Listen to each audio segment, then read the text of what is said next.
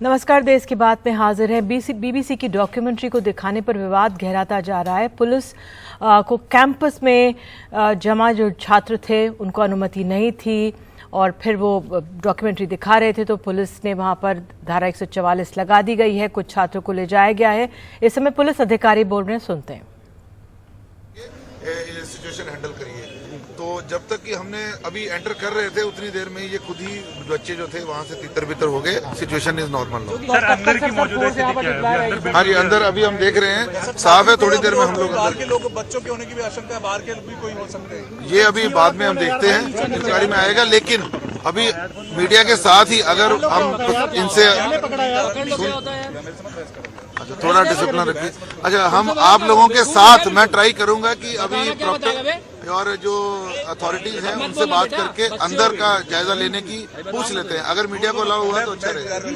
अभी रुक जाना। हाँ, बता दो क्या है, क्या है, ये क्या होता है, नहीं हटा, ये क्या होता है भाई? आराम से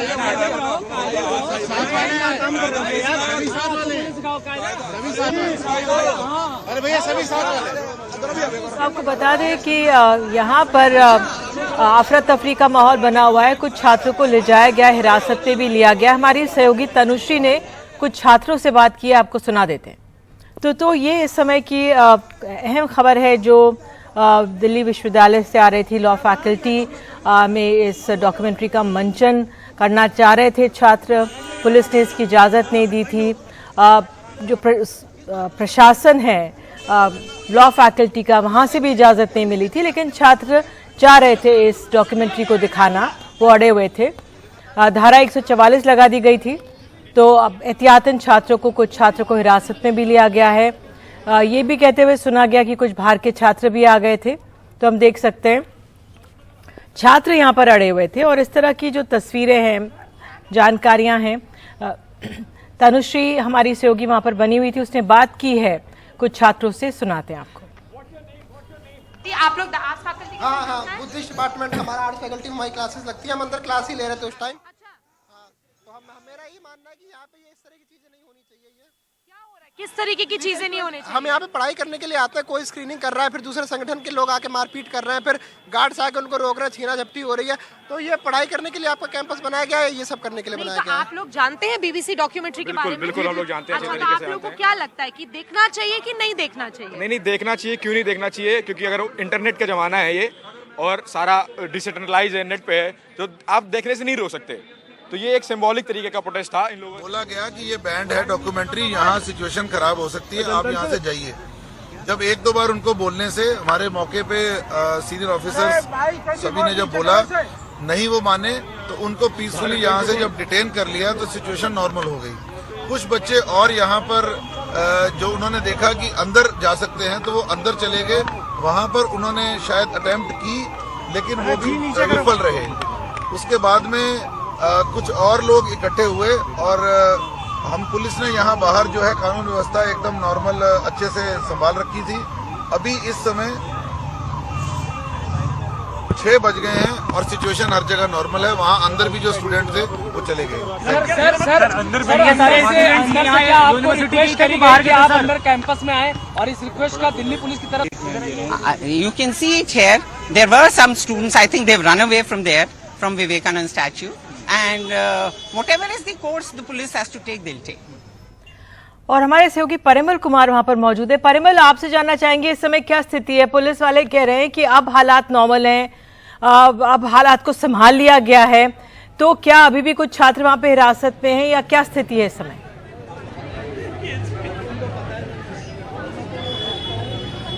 देखिए, फिलहाल जो जानकारी मिली है उसके मुताबिक 24 छात्र हिरासत में लिए गए हैं पुलिस के द्वारा। और यहाँ पर वैसे कोई छात्र अब यहाँ पे नहीं मौजूदगी है जो स्क्रीनिंग करना चाह रहे हो, लेकिन यहाँ पे गैदरिंग आपको दिखेगी, पुलिस बल की मौजूदगी दिखेगी। आप देखिए यहाँ पर ये नॉर्थ कैंपस में जो आर्ट्स फैकल्टी है वहाँ पर ये पुलिस की मौजूदगी अच्छी खासी यहाँ पर नज़र आएगी। और ये पुलिस इसी के मद्देनज़र है कि 4 और 5 बजे कोशिश की गई कि जो डॉक्यूमेंट्री बनाई गई थी उसका मंचन किया जा सके, उसको देखा जा सके, और उसको लेकर डिटेन की कोशिश हुई। धारा 144 लगाई गई। साथ में ये भी हुआ है कि जो डीयू के वीसी हैं उनको भी थ्रेटनिंग कॉल मिले हैं। ये प्रॉक्टर के मुताबिक है कि डीयू की वीसी को थ्रेटनिंग कॉल दिया गया है, उनको दिया गया, किसी ने कॉल किया है। पुलिस उसकी भी छानबीन कर रही है। तो यहाँ पर गैदरिंग किस तरीके से वो भी आप देखिए। यहाँ पर जो लोग हैं मीडिया वाले हैं या कुछ वैसे स्टूडेंट हैं जो DU में पढ़ते हैं, लेकिन उनका स्क्रीनिंग से कोई लेना देना नहीं है। निधि, इससे पहले हमने देखा कि मद्रास यूनिवर्सिटी हो जाए, अंबेडकर यूनिवर्सिटी हो जाए, जादवपुर यूनिवर्सिटी हो जाए, हैदराबाद यूनिवर्सिटी हो जाए, JNU हो जाए, जामिया मिलिया इस्लामिया हो जाए, हर जगह पर यह कोशिश हो रही थी कि इस डॉक्यूमेंट्री की स्क्रीनिंग हो पाए। लेकिन यहाँ पर यह भी बताना जरूरी है कि इससे पहले करीब 4-5 दिन पहले INB मिनिस्ट्री ने सीधे तौर पर एडवाइजरी जारी की थी और इसमें यह कहा था कि जिस भी यूट्यूब प्लेटफॉर्म पे है, जिस किसी ने सोशल मीडिया के जरिए इसको साझा करने की कोशिश की है, ट्विटर प्लेटफॉर्म के जरिए, उन सब से हटाया गया है, यूट्यूब को ब्लॉक किया गया है। इसमें MHA से लेकर INB मिनिस्ट्री हो, IT मिनिस्ट्री हो या फिर सीधे तौर पर और जो मंत्रालय हैं सरकार के, वो बहुत एक्टिव हैं और वो नहीं चाहते कि इसका मंचन हो पाए। इसके बावजूद अलग अलग यूनिवर्सिटी में एक कोशिश जो है वो ज़रूर हो रही है, लेकिन हर जगह पे एक कोशिश ज़रूर हो रही है कि माहौल ना बिगड़े, कोई तनावपूर्ण स्थिति ना आए, इसलिए इसके मंचन की इजाज़त नहीं मिल रही। और ये फिलहाल आर्ट्स फैकल्टी की जो स्थिति है वो आपको दिखा रहे हैं कि किस तरीके से मौजूदगी है। गहमा गहमी अगर है तो यहाँ पर वो छात्र हैं जिनका कोई स्क्रीनिंग से लेना देना नहीं, मीडिया कर्मी हैं, पुलिसकर्मी हैं, और यहाँ पर फिलहाल जो है स्थिति सामान्य है, लेकिन 24 छात्रों को डिटेन किया गया है। बिल्कुल, ये बहुत अहम खबर आप दे रहे हैं, जानकारी कि 24 छात्रों को डिटेन किया गया है। फिलहाल पुलिस कह रही है कि हालात को संभाल लिया गया है। एक तरह से देख सकते हैं कि जो जमावड़ा होगा उसको तितर बितर किया गया है। लेकिन मैं आपसे ये भी जानना चाहूंगी, एक छात्र बोल रहा था जब तनुश्री थी कि कुछ बाहर के छात्र भी आए या बाहर के लोग भी आए, उस लिहाज से कुछ इंडिकेशंस मिल रहे हैं परिमल कि ये वहीं के छात्र थे जो देखना चाह रहे थे डॉक्यूमेंट्री और दिखाना चाह रहे थे, या बाहर के भी छात्र कुछ आए थे?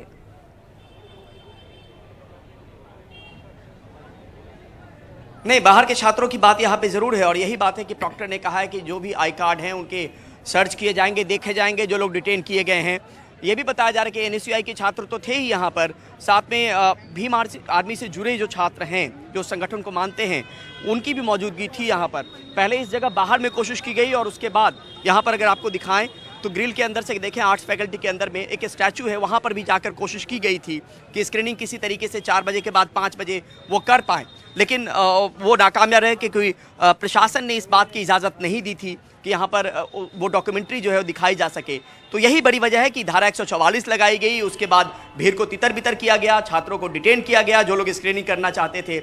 और फिलहाल अगर स्थिति कहें तो एक बार और अगर यहाँ दूर से अगर दिखाएं तो ये गहमा गहमी आपको नज़र ज़रूर आ रही होगी, लेकिन इस गहमा गहमी के बीच में वैसा कोई छात्र नहीं है जो स्क्रीनिंग करना चाह रहा हो, तो उनको तितर बितर कर दिया गया है। जो मौके पर मिले उनको डिटेन किया गया है और उनके आई कार्ड के जरिए ये भी पता लगाने की कोशिश होगी कि वो DU के हैं कि किसी दूसरी यूनिवर्सिटी से भी आए हैं। तो इन तमाम पहलुओं की भी जांच होगी, क्योंकि प्रशासन ने इसकी इजाज़त नहीं दी थी, बावजूद इसकी ये कोशिश की गई और कोशिश यहाँ पर एक तरीके से नाकामयाब रही। पुलिस ने धारा 144 लगाई और डिटेन किया गया छात्रों को। बिल्कुल परिमल, जैसे कल हम देख रहे थे कोलकाता की जादवपुर यूनिवर्सिटी में, वहां पर भी शाम को छात्रों ने इसके मंचन की कोशिश की थी। आज प्रेसिडेंसी कॉलेज की भी जानकारी आ रही है, कोलकाता में वहां हो रहा है। दिल्ली में हमने देखा था JNU में, फिर जामिया में तमाम कोशिशें हुई हैं। तो क्या पहले से नहीं पता था पुलिस को या प्रशासन को कि छात्र यहाँ पे इकट्ठा होने वाले हैं या वो दिखाने की कोशिश कर रहे हैं, या अचानक छात्रों ने ये निर्णय लिया दिखाने का?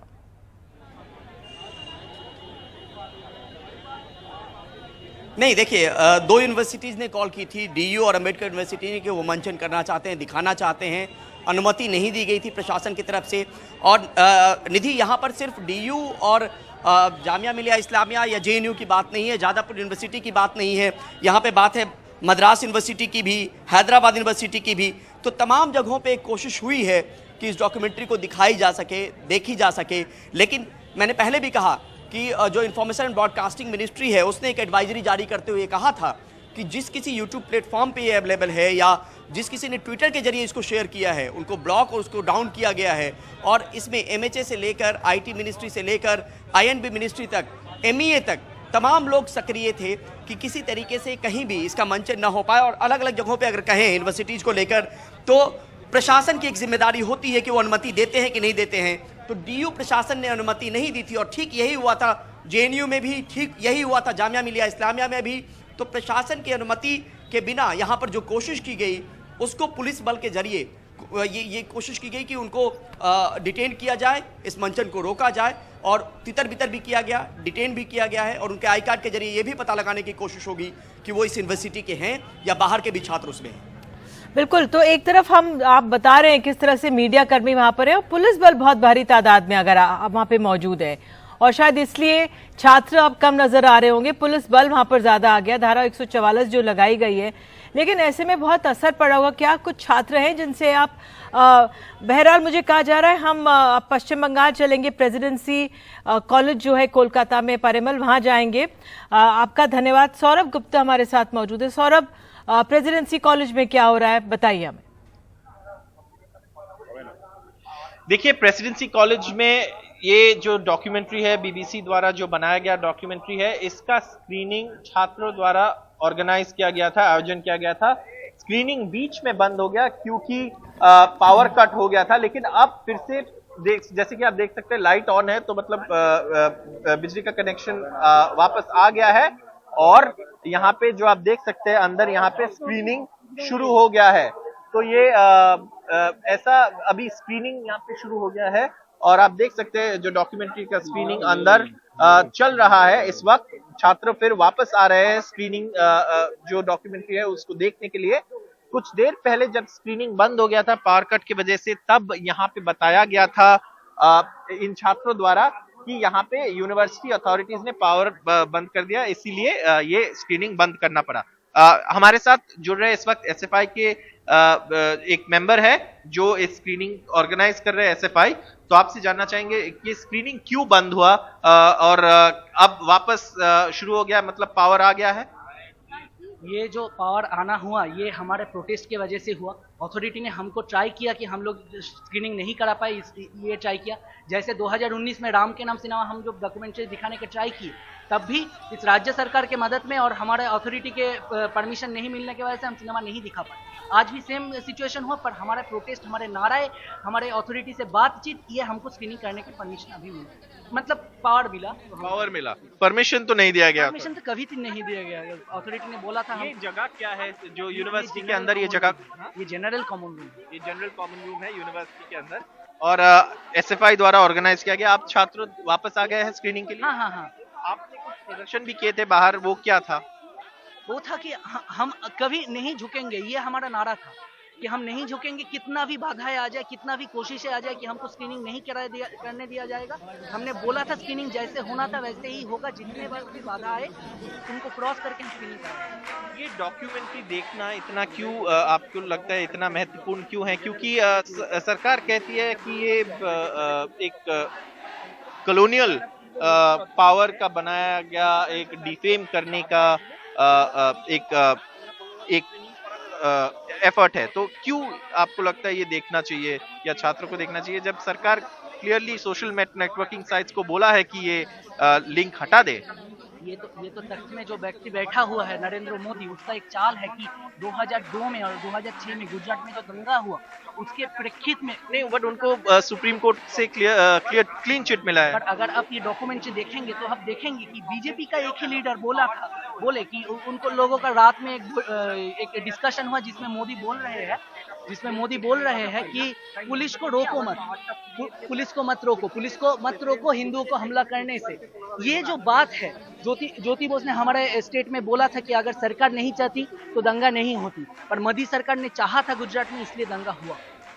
ऐसे देखिए, छात्रों का बहुत सारे आरोप है, लेकिन ये सरकार द्वारा कहा गया है कि ये डॉक्यूमेंट्री ना दिखाए और फिर भी यहाँ पे छात्रों ने ये डॉक्यूमेंट्री दिखाने का एक आयोजन हुआ है और छात्र जो है यहाँ पे डॉक्यूमेंट्री दिखाने की कोशिश कर रहे हैं और दिखा भी रहे हैं। अंदर जो स्क्रीनिंग चल रहा है, जो जनरल कॉमन रूम है यूनिवर्सिटी का, वहाँ पे बीच में एक पावर कट हुआ था, इसलिए स्क्रीनिंग को बंद कर दिया गया। लेकिन अभी फिर से ये स्क्रीनिंग शुरू हो गया है। पावर वापस आने के बाद, बिजली वापस आने के बाद यहाँ पे स्क्रीनिंग फिर से छात्रों द्वारा जो आयोजन किया गया था वो शुरू हो गया है। सौरभ, मुझे आपसे ये भी पूछना था, कल जादवपुर यूनिवर्सिटी में भी शाम को छात्रों ने दिखाया था, वहाँ पे भी एसएफआई के जो छात्र थे वो मौजूद थे, लेफ्ट लीनिंग्स वाले, स्टूडेंट फेडरेशन ऑफ इंडिया। क्या कल वहाँ पे पूरा मंचन हो गया था डॉक्यूमेंट्री का? आइए। जो है वो वामपंथी जो दल है, राजनीतिक दल है, उनका स्टूडेंट्स विंग है, छात्रों का जो विंग है। और एसएफआई द्वारा कल का भी जो जादवपुर यूनिवर्सिटी में स्क्रीनिंग था उसका आयोजन किया गया था। कल वहां पे स्क्रीनिंग देरी से शुरू हुआ क्योंकि उनका प्रोजेक्टर का कुछ टेक्निकल प्रॉब्लम था। उसके बाद उन्होंने लैपटॉप में सबको दिखाया है। आज यहाँ पे स्क्रीन पे दिखाया जा रहा है प्रोजेक्टर द्वारा, लेकिन बीच में पावर कट हुआ और रोका गया, अब फिर से रिज्यूम किया गया। कल भी लेट शुरू हुआ था लेकिन पूरा डॉक्यूमेंट्री दिखाया गया था, सबने देखा था जो छात्र है। लेकिन हाँ, ये ऑर्गेनाइज जरूर किया गया है एसएफआई द्वारा, जो वामपंथी संगठन है, जो लेफ्ट पार्टीज का जो वामपंथी राजनीतिक दल है उनका स्टूडेंट्स विंग है। और यहाँ पे वो डॉक्यूमेंट्री का स्क्रीनिंग चल रहा है। उनका कहना है कि ये हमको देखने की अधिकार है तो हम देखेंगे। सरकार का कहना है कि ये कॉलोनियल माइंडसेट से बनाया गया एक भारत के प्रधानमंत्री को डिफेम करने का प्रयास है। और जबकि भारत के सबसे उच्च न्यायालय सुप्रीम कोर्ट ने एक क्लीन चिट दे दिए हैं, तो ये डॉक्यूमेंट्री फिर से एक कॉलोनियल माइंडसेट का हिस्सा है, ऐसा सरकार का कहना है। और सरकार ने जो सोशल नेटवर्किंग साइट्स है उनको लिंक हटाने की आदेश भी दिए हैं, लेकिन जी कहीं ना कहीं से ये लिंक आ रहे हैं। यहाँ के जो एक और चीज बता दो आपको, पश्चिम बंगाल के जो रूलिंग पार्टी है तृणमूल कांग्रेस, जो लेफ्ट से बिल्कुल अपोज्ड है, लेफ्ट ऑपोजिशन है तृणमूल कांग्रेस के लिए, लेकिन तृणमूल कांग्रेस के कुछ एमपीज ने भी बोला है सबको कि आप ये डॉक्यूमेंट्री देखें। तो सरकार द्वारा कोई जो क्लैंप डाउन जो आपको दिल्ली में दिखाई देगा वो यहाँ पे नहीं दिखाई दे रहे हैं। कॉलेज अथॉरिटीज के ऊपर ये ब्लेम किया गया था कि ये पावर कट कॉलेज अथॉरिटीज ने करवाया था, लेकिन जी अब सर, पावर वापस आ गया है तो ये स्क्रीनिंग भी शुरू हो गया है। बिल्कुल। तो प्रेसिडेंसी कॉलेज में कोलकाता में इसकी स्क्रीनिंग हो रही है। बीबीसी डॉक्यूमेंट्री को लेकर विवाद लगातार बना हुआ है। परिमल आपका, सौरभ आपका धन्यवाद। देश की बात में एक छोटा सा ब्रेक लेते हैं, कुछ और खबरें लेकर हाजिर होंगे, बने रहिए हमारे साथ।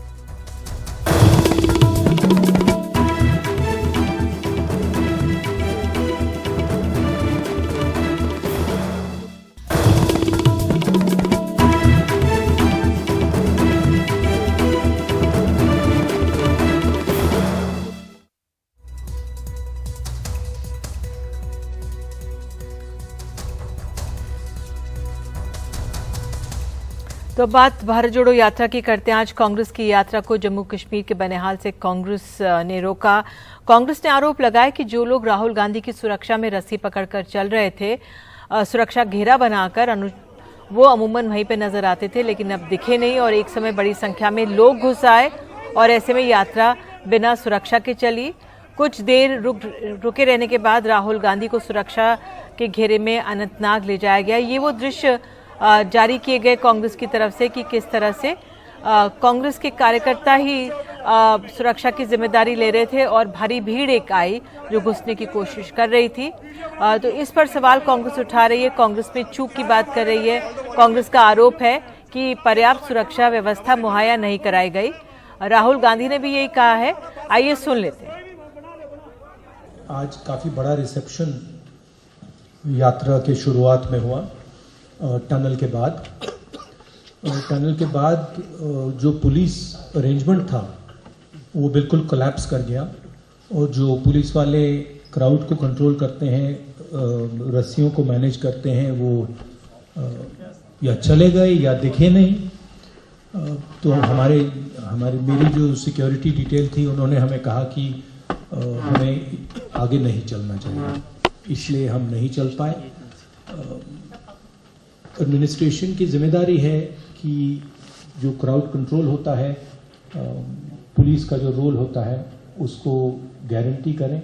मुझे मालूम नहीं क्यों हुआ, बट कल और परसों ऐसा नहीं होना चाहिए। और बीजेपी ने कांग्रेस के आरोपों का खंडन किया है, कहा है कि सुरक्षा की कोई कमी नहीं थी। सारे बयान आरोप अनर्गल हैं और यह प्रतीत होता है कि इस पे ओछी और घटिया राजनीति करी जा रही है। जब इस तरह के बयान राहुल गांधी द्वारा और कांग्रेस पार्टी द्वारा दिए जाते हैं तो एक बात स्पष्ट हो जाती है, भारत जोड़ो यात्रा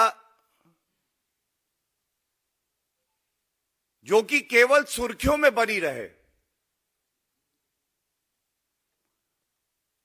इसलिए इस तरह से जगह जगह पर यह कह दिया जाता है कि जो सुरक्षा थी वो पर्याप्त नहीं थी। तो वहां पे हुआ क्या, बता रहे हैं नजीर मसूदी। कश्मीर घाटी में राहुल गांधी और भारत जोड़ो यात्रा की आमद के साथ ही एक सिक्योरिटी के मामले पे बड़ा बवाल खड़ा हुआ है। क्या वाकई राहुल गांधी की सिक्योरिटी में बड़ी चूक हुई, जो कांग्रेस ने बताया, और खुद राहुल गांधी ने बताया कि किस तरह जैसे सिक्योरिटी थी ही नहीं या गायब हो गई। कांग्रेस के केसी वेणुगोपाल ने कहा कि अचानक पूरी सिक्योरिटी ही विड्रॉ की गई, लेकिन पुलिस ने ये स्टेटमेंट दिया है कि कोई सिक्योरिटी लैप्स नहीं है। और कांग्रेस के जो नेता है या ऑर्गेनाइजर्स है इस यात्रा के, उन्होंने बिल्कुल उनके साथ ऐसा नहीं बताया कि इतनी बड़ी तादाद में लोग आ जाएंगे। और साथ ही पुलिस ने यह भी बताया कि 15 सेंट्रल आर्म्ड फोर्स की जो है पैरामिलिट्री फोर्सेस की जो कंपनियां हैं उनको लगाया था। 10 कंपनियां जम्मू कश्मीर पुलिस की को लगाया था इस यात्रा की हिफाजत के लिए। उसके साथ है एरिया डोमिनेशन, हिल्स पे, रिजेस पे, पहाड़ों पे, सड़कों पे जो एरिया डोमिनेशन होती है वो भी साथ थी। तो मतलब है कि हजारों की तादाद में सुरक्षा को लगा के भी तब भी कहते हैं कि सुरक्षा की चूक हुई, और पुलिस ने कहा कि ये कोई चूक नहीं है। लेकिन हुआ क्या असल में, जो ही बानिहाल टनल क्रॉस की यात्रा ने, और वहां एक बड़ी तादाद में लोग वहां कांग्रेस ने वहां जो दिए थे वो आए थे राहुल गांधी का इस्तकबाल करने में के लिए और यात्रा के साथ जुड़ने के लिए। तो वहां उससे पहले जो ही टनल पार की, उससे पहले सुरक्षा की जो घेरा होता है वो नहीं किया गया। तो पूरे जो लोग हैं उसके साथ राहुल गांधी के कार के साथ बहुत बिल्कुल सामने आए। जो सिक्योरिटी का जो रिंग होती है वो तोड़ दी और वहां साथ आए। ज्यादा से ज्यादा आज यात्रा 1 किलोमीटर चली। उसके साथ उमर अब्दुल्ला भी थे और राहुल गांधी के साथ, और वो दोनों जो राहुल गांधी जिस गाड़ी में होते उसके टॉप पे चढ़े, लोगों को वेव किया। लेकिन फिर जब लगा कि पूरा क्राउड भीड़ बिल्कुल साथ आ रही है तो वो गाड़ी दोनों में वो गाड़ी में बुलेट प्रूफ गाड़ी में घुसे। उसके बाद आधा घंटा तकरीबन राहुल गांधी वहां बिल्कुल स्टैंडर्ड रहा क्राउड के बीच में। ये ऐसा इलाका है काजीगुंड का जो मिलिटेंसी प्रोन है, मिलिटेंसी इन्फेस्टेड है। लेकिन उसके बाद पुलिस के जो आला अधिकारी आई तो और यात्रा को आगे बढ़ाएगा, पैदल नहीं, लेकिन राहुल गांधी सीधा गाड़ी में चले गए। उसके कारवान में जो सिक्योरिटी डिटेल है उसके साथ अनंतनाग पहुंचे, जहां उसने प्रेस कॉन्फ्रेंस दी। देश की बात में बात करते हैं वोट के अधिकार की, कि अगर वोट का अधिकार एक महिला को नहीं मिला तो उसने क्या किया। और उसने केस किया, मताधिकार छीनने पर सजा दिलवाई अधिकारियों को। आपको बता दें, नोएडा के दनकौर में एक महिला को वोट न देने के मामले में 3 अधिकारियों पर मुकदमा दर्ज किया गया है। हेमलता नाम की इस महिला का नाम 2022 के विधानसभा चुनावों की वोटर लिस्ट में नहीं था। वो वोट डालने पहुंची, लेकिन उन्हें वोट देने नहीं दिया गया। महिला ने अदालत की शरण ली। अब जाकर अदालत ने कुल 8 लोगों के खिलाफ वोट का अधिकार छीनने के मामले में केस दर्ज करने का आदेश दिया है। इनमें तत्कालीन एसडीएम रजनीकांत, तहसीलदार विनय कुमार भदौरिया और अखिलेश कुमार सिंह शामिल हैं। और देश की बात में, क्योंकि बजट आने वाला है और हम किस तरह से अर्थव्यवस्था आगे बढ़ रही है, आपको बनारस ले चलेंगे, वहां की रिपोर्ट दिखाएंगे क्यों फीकी पड़ रही है अरबों खरबों के कारोबार की चमक।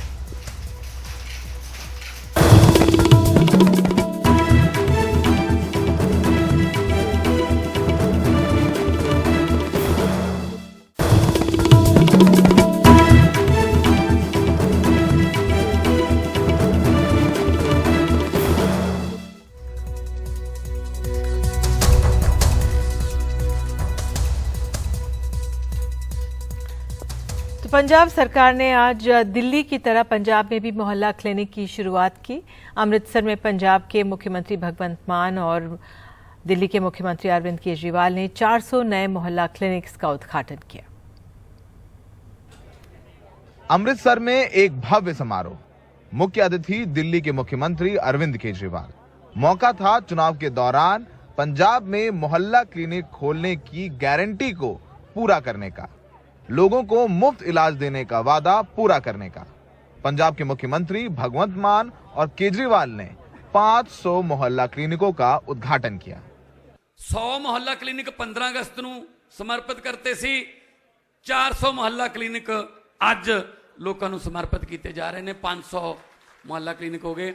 और अरविंद जी ਜਿਹੜੇ 100 ਅਸੀਂ 15 ਅਗਸਤ ਨੂੰ ਸਮਰਪਿਤ ਕੀਤੇ ਸੀ, ਉਹਨਾਂ 'ਚ ਹੁਣ ਤੱਕ 10,26,000 ਤੋਂ ਜ਼ਿਆਦਾ ਲੋਕ ਜਿਹੜੇ ਨੇ ਉਹ OPD ਦਾ फायदा उठा चुके हैं। 10,26,000 तो ज्यादा। इस मौके पर अरविंद केजरीवाल ने कहा कि पंजाब के लोग सब्र रखें, वो चुनाव में किया हर वादा पूरा करेंगे। आने वाले समय के अंदर और इतने सारे काम करने जा रहे हैं कि खूब नौकरियां निकलेंगी, खूब स्कूल बनने जा रहे हैं, मोहल्ला क्लिनिक बनेंगे, अस्पताल खुलेंगे, doorstep delivery of services होगा, doorstep delivery of old age pension, doorstep delivery of ration. इतने नए नए काम होने जा रहे हैं, नौकरियों की कमी नहीं रहने वाली। सब्र रखना, बस थोड़ी सी, सबको नौकरी मिलेगी, सबको रोजगार मिलेगा।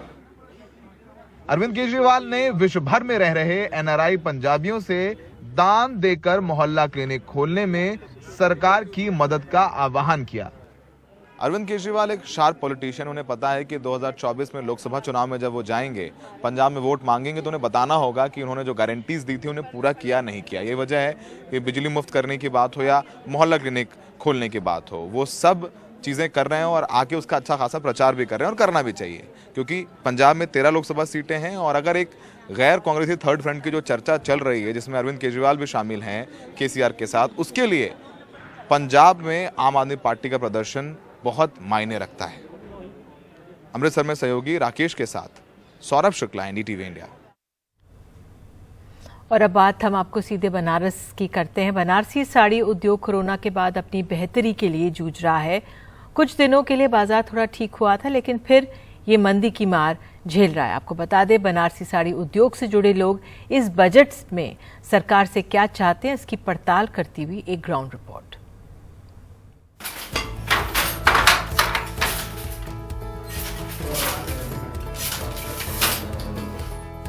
अपने हथकरघे का ताना बाना ठीक कर रहे यह बुनकर रमजान अली अंसारी हैं।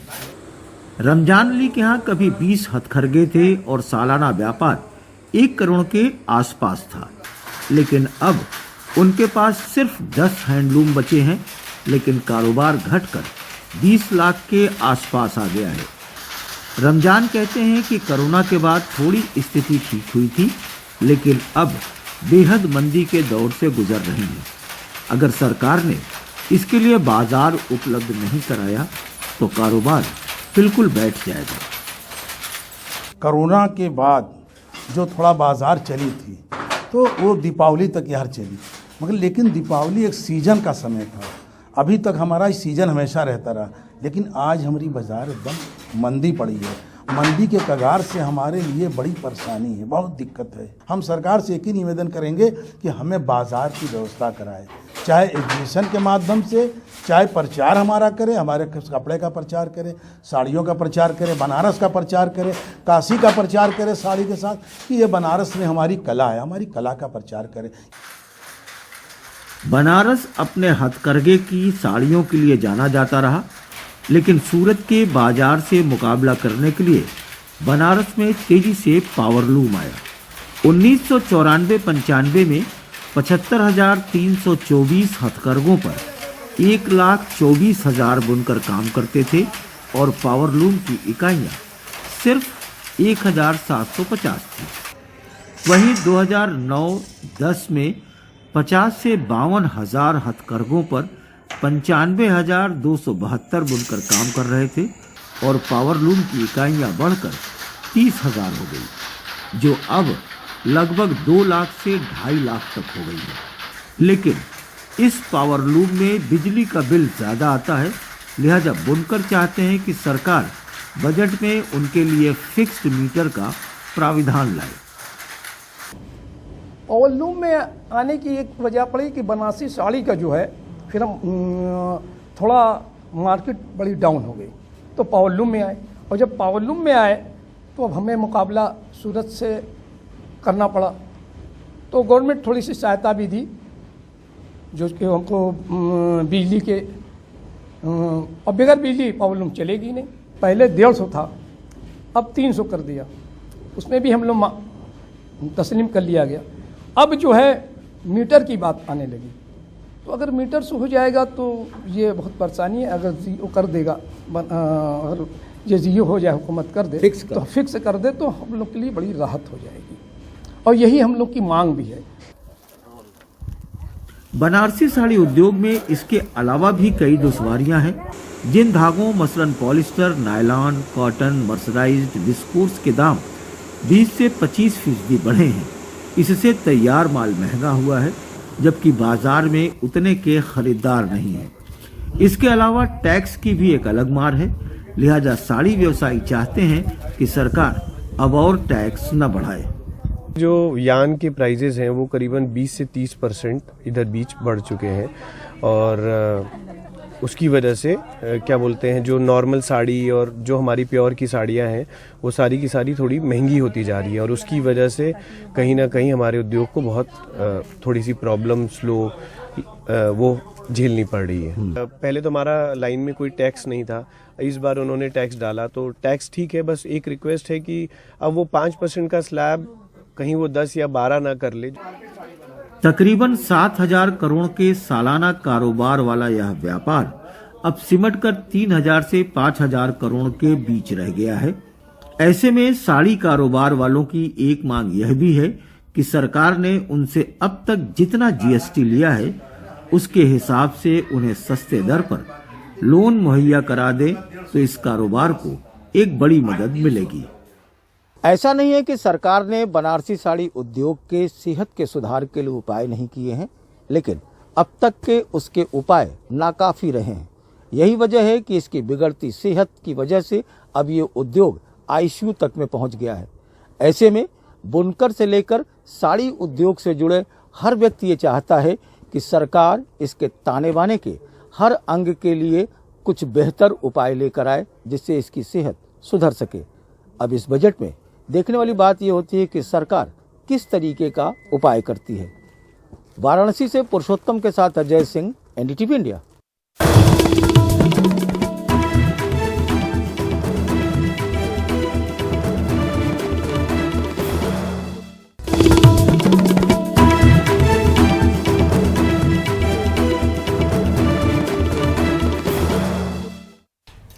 करतार साहिब की तरह पाकिस्तान अधिकृत कश्मीर में शारदा पीठ कॉरिडोर खोला जाना चाहिए, ये मांग केंद्र सरकार से कश्मीर के हिंदुओं ने की है, जो भारत पाकिस्तान सीमा पर तीतवाल में शारदा पीठ की स्थापना में व्यस्त हैं। शारदा पीठ के लिए कर्नाटक के श्रृंगेरी मठ से शारदा देवी की मूर्ति और निर्माणाधीन मंदिर के लिए पत्थर दिए, तो जमीन स्थानीय मुसलमानों ने दी।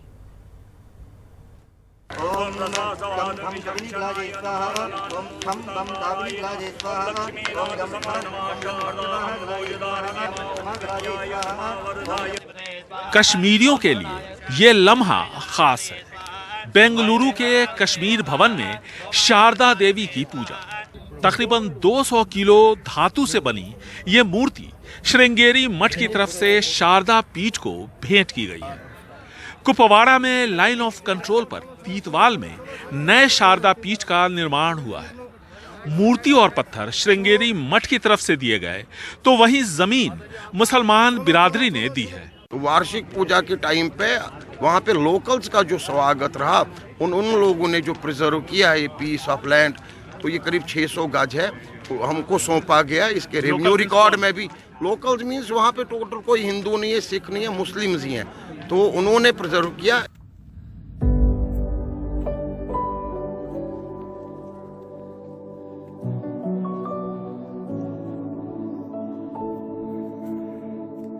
शारदा पीठ जर्जर हालत में। ये तस्वीर मुजफ्फराबाद की है। बेंगलुरु में स्पेशल एजुकेटर पूजा कौल को भी उस लम्हे का इंतजार है जब वो अपनी कुल देवी शारदा को पीठ में देखे। एक शब्द में बोलूं तो ओवरवेल्म्ड, बहुत खुशी हो रही है, एक प्राइड हो रहा है that I am a Kashmiri, first of all Kashmiri, then a Pandit, and आज शारदा माता इधर से जा रही हैं तो definitely I am really proud about it. 200 kilo धातु से बनी और सोने का पानी चढ़ी शारदा देवी की मूर्ति की स्थापना नवनिर्मित पीठ में 24 मार्च को होगी। शारदा की असली जो टेम्पल है वहाँ है, जब तक वो हमको मिलेगी, जब तक हम उसको पाकिस्तान ऑक्युपाइड कश्मीर को वापस नहीं लाएंगे, जब वो वापस आएगी then it will be kept there in the big temple. इसी गाड़ी में कुल देवी शारदा नवनिर्मित पीठ तक का सफर तय करेंगी। दशकों बाद अपने आराध्य के दर्शन की अनुभूति ही भक्तों के लिए अद्भुत है। अब इंतजार मार्च में होने वाले प्राण प्रतिष्ठा का है।